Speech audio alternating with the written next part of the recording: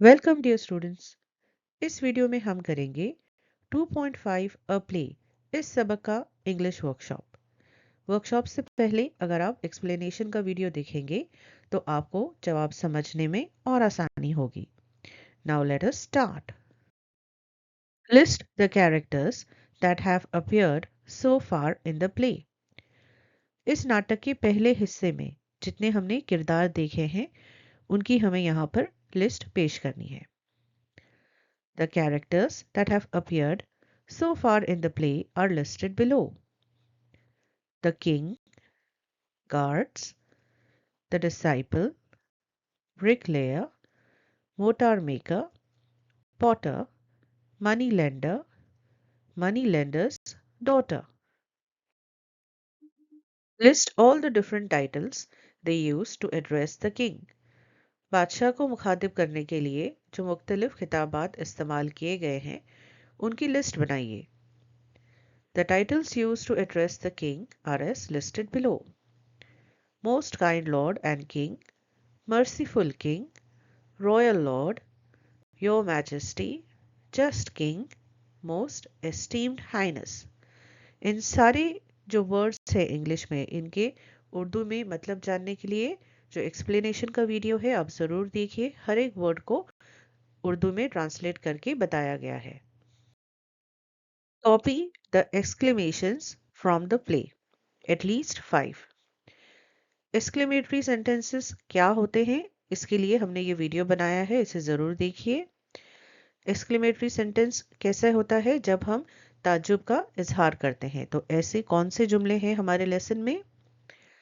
The characters that have appeared so far in the play are as listed below: how boring, halt, let the court begin, the first complainant, justice, o most great king, o king, a life for life, the merchant must be hanged, O noble king।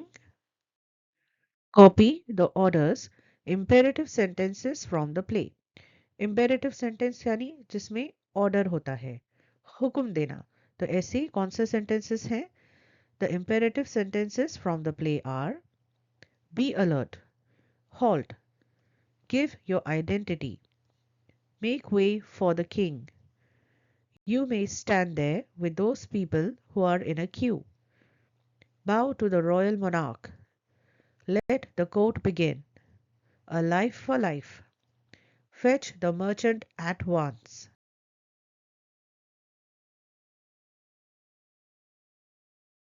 Use your imagination and details from the play and draw a map of Andher Nagari. तो आपको आपका imagination use करना है और एक map तैयार करना है। Write what each of the following should have said after listening to the complaint against him or her। तो यहाँ पर जो हमें लिस्ट दी गई है लोगों की, हमें ये बताना है कि जब राजा ने उन्हें बुलाकर उनसे शिकायत की कि तुमने ये गुनाह किया है, तो उन्हें क्या जवाब एक्चुअली देना चाहिए था, असल में उन्हें क्या कहना चाहिए था। तो सबसे पहले daughter: your most esteem highness, I am getting married shortly and my jewellery was not ready. I had to go to the goldsmith shop and ask him to work faster. I sincerely apologize if the tinkling of my anklets distracted the potter. It was the potter's fault that he could not concentrate on his work. I did not intend to bother him. However, the thief was the real culprit. तो अगर आपने नाटक जो है आपने अच्छे से पढ़ा है तो आपको पता है कि उसमें सारी उल्टी चीज़ें होती हैं। जो डॉटर है, जो बेटी होती है, वो किसी और को इल्ज़ाम लगाती है, वो कहती है कि सोनार की गलती है, लेकिन उसे एक्चुअली क्या कहना चाहिए था? उसे कहना चाहिए था कि मेरी शादी हो रही है और मेरे जेवर तैयार नहीं थे, इसलिए मैं सोनार की दुकान जा रही थी, लेकिन रास्ते में इस कुम्हार ने मेरी पायल की छन छन की आवाज़ सुनी और उसका ध्यान भटक गया। लेकिन गलती उस कुम्हार की थी, उसे अपने काम पर ध्यान देना चाहिए था, ना कि उसे इस चीज़ से बॉदर होना चाहिए था, यानी उसका ध्यान भटकना नहीं चाहिए था। और उसे ये भी कहना चाहिए था कि इस सब मामले में असल गलती जो है वो चोर की थी। अब पॉटर को यानी कुम्हार को क्या कहना चाहिए था? Your majesty, I admit that the pot I made and sold to the mortar maker was faulty. I had no idea that this mistake would cause such a tragedy. However, it's the mortar maker's fault for not being careful when making the mortar. He should have brought the damaged pot to me instead of using poor quality mortar. I believe the thief simply took advantage of the situation. तो जो Potter है उसे actually क्या कहना चाहिए था? उसे कहना चाहिए था कि हाँ, मैं ये मानता हूँ कि मैंने वो जो बर्तन है वो गलत तरीके से बनाया, लेकिन गलती जो है वो किसकी थी? वो जिसने वो मसाला बनाया था, जो सीमेंट बनाया था, उसकी गलती थी, क्योंकि उसे ध्यान देना चाहिए था कि वो जो चीज़ बना रहा है वो सही बना रहा है या नहीं। और उसे जो है, अगर वो बर्तन खराब था तो उसे मेरे पास लाना चाहिए था ताकि मैं उसे सुधार सकता, ना कि वो खराब मसाला बनाता। और वो कहता है कि यही सब चीज़ों की वजह से जो चोर है उसने इस चीज़ का फायदा उठाया। मोटार मेकर, अब जो गारा बनाने वाला है उसे क्या कहना चाहिए था? Forgive me, my royal lord. I accept that I made a mistake in using cheap mortar. However, the bricklayer should have been more careful when placing the bricks, and the thief deserved whatever happened to him. तो उसे कहना चाहिए था कि माफ़ कीजिए हुजूर आला, मैं मानता हूँ कि मेरी गलती थी कि जो गारा इस्तेमाल हुआ था वो घटिया था, लेकिन जो मिस्त्री है उसे भी ध्यान रखना चाहिए था कि वो जो यू इस्तेमाल कर रहा है वो अच्छा है या नहीं। और जो चोर के साथ जो हुआ वो उसका हकदार था। ब्रिकलेयर, अब जो मिस्त्री था उसे क्या कहना चाहिए था? O most kind lord and king, have mercy, I admit that I built the wall that collapsed, killing a man. However, he was a criminal who had come to steal from the merchant's home. The wall might not have fallen if he hadn't created a hole in it. His death was his own responsibility. उसे कहना चाहिए था कि ए बादशाह, मुझ पे रहम कीजिए, मैं मानता हूँ कि जो दीवार है वो गिर गई थी और उसकी वजह से एक आदमी की मौत हो गई, लेकिन वो जो आदमी था वो एक क्रिमिनल था, यानी एक गुनाहगार था जो उस सौदागर के घर में चोरी की नीयत से आया था। दीवार जरूर गिरी, लेकिन इसलिए क्योंकि उन्होंने उसमें एक छेद किया था, वरना शायद ना भी गिरती। और अगर वो मरा है तो वो उसकी खुद की जिम्मेदारी थी।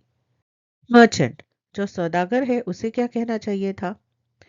O noble king, I didn't intend to kill anyone, including the robber. However, whatever happened to the robber and his friend was their own fault. तो उसे कहना चाहिए था कि ए नरम दिल बादशाह, मुझे किसी को मारना नहीं था, मेरी ऐसी कोई नीयत नहीं थी, ना ही उस जो चोर है उसकी मौत हो जाए ऐसा मैंने कभी नहीं सोचा था। लेकिन उसके साथ जो भी हुआ, उसके दोस्त के साथ जो भी हुआ वो उनकी खुद की गलती की वजह से हुआ। What should the king have said to the thief? बादशाह को चोर को क्या कहना चाहिए था? The king should have asked the thief how someone who steals could claim to be hardworking and honest. Moreover, the king should have made it clear that what happened to the thief's friend was a consequence of their own actions, as stealing is an immoral way to earn money. In the end, the king should have punished the thief for his crime. तो जो बादशाह हैं उन्हें चोर से पूछना चाहिए था कि कोई कैसे ऐसे चोरी कर सकता है और ये कह सकता है कि मैं मेहनती हूँ और ईमानदार हूँ। और बादशाह को कहना चाहिए था कि उसके साथ जो भी हुआ, उसके दोस्त के साथ जो भी हुआ वो उनकी गलती की वजह से हुआ, उनके कारनामों की वजह से हुआ। और गैर अखलाकी तरीके से पैसे कमाना ये गलत बात है, क्योंकि चोरी एक गैर अखलाकी चीज़ है। और आखिर में बादशाह को कहना चाहिए था कि जो थीफ है, जो चोर है, उसे उसके गुनाह की सजा दी जाएगी। Will a thief appear in a court on his own? Why does this thief dare to do so? क्या एक चोर खुद अपने आप की पेशी देगा एक दरबार में? इस चोर को ऐसी हिम्मत क्यों हुई? A thief would never come to court alone. However, this robber is willing to do so because he is from Andher Nagari, a kingdom ruled by a foolish monarch. He knows that Andher Nagari is unique in allowing him to appear as a complainant seeking justice. तो हमारा जवाब ये है कि एक चोर कभी ऐसी हिम्मत नहीं करेगा, लेकिन ये चोर इसलिए आता है क्योंकि ये अंधेर नगरी से है, एक ऐसी रियासत जिस पर एक बेवकूफ बादशाह की हुकूमत है। और वो जानता है कि अंधेर नगरी ही एक ऐसी जगह है, एक ऐसी रियासत है जहां पर वो एक मुद्दे की तौर पे जा सकता है और इंसाफ मांग सकता है। Read the following sentences and find the subject and the verb in each. यहाँ पर जो हमें एक्सरसाइज दी गई है उसमें हमें सेंटेंसेस को पढ़ना है, उनमें से सब्जेक्ट ढूंढ के निकालना है और वर्ब कौन सा है ये ढूंढ के निकालना है। यू आर अ स्ट्रेंजर, तुम एक अजनबी हो। इसमें सब्जेक्ट कौन सा है? सब्जेक्ट कौन होता है? वो जो एक्शन करता है, जो अमल करता है। और वर्ब क्या होता है? वो एक्शन, उसे हम वर्ब कहते हैं। अब यहाँ पर देखिए, यू सब्जेक्ट है और आर वर्ब है। अब आप सोचेंगे कि आर वर्ब कैसे है, उसमें कोई एक्शन तो नज़र नहीं आ रहा है, तो इसे वर्ब क्यों कहते हैं? इसे जानने के लिए आप सब्जेक्ट एंड प्रेडिकेट, ये हमारा जो वीडियो है इसे ज़रूर देखिए। इसमें देखिए यहाँ पर हमने एक्सप्लेन किया है कि ये जो वर्ब्स होते हैं, एम, आर, इज़, वॉज, वर, ये लिंकिंग वर्ब्स कहलाते हैं और इनका इस्तेमाल कैसे होता है। कंटिन्यू करते हैं।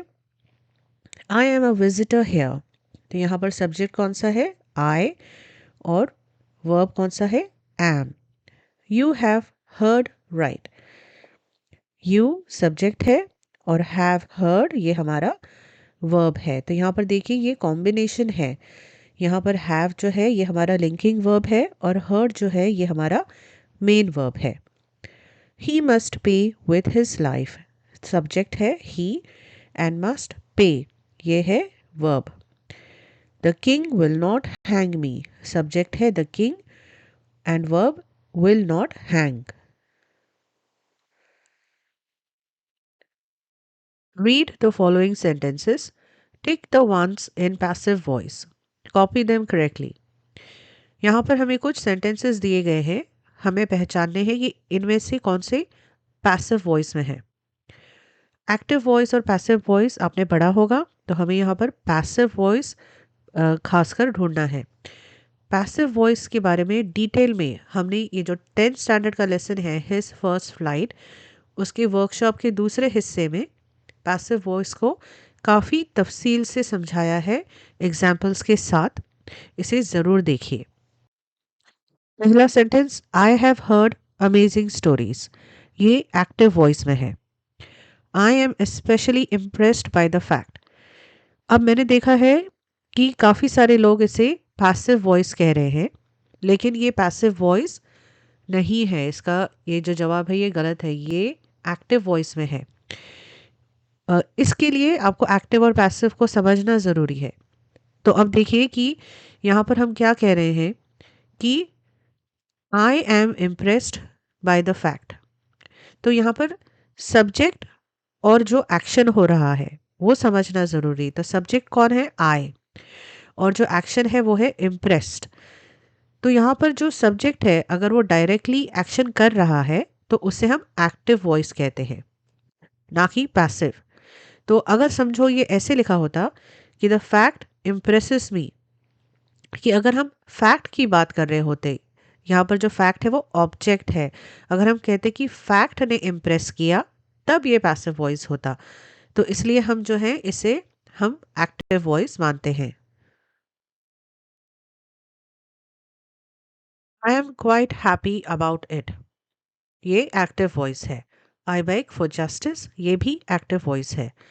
And my friend was instantly killed, ये पैसिव वॉइस है। ये पैसिव क्यों है?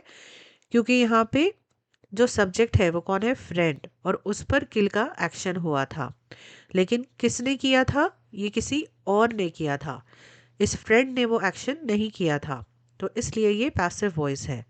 My house has been recently build, तो यहाँ पर सब्जेक्ट है हाउस और एक्शन क्या है, बिल्ड होने का।